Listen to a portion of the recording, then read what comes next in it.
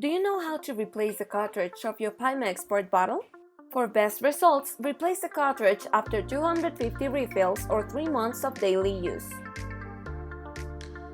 Unscrew the cartridge from the cap.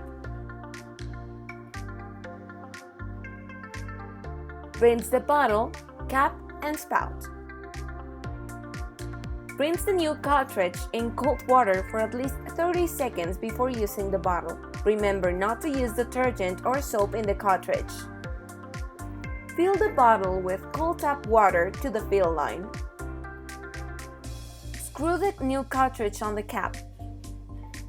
If necessary, replace the drinking spout by doing this.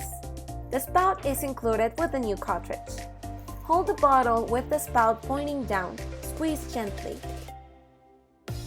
Empty the bottle completely to clean the cartridge. Repeat 2 times. Remember to reuse the water. Done! Fill your sport bottle. Now it's time to enjoy the benefits of PiMag water once again.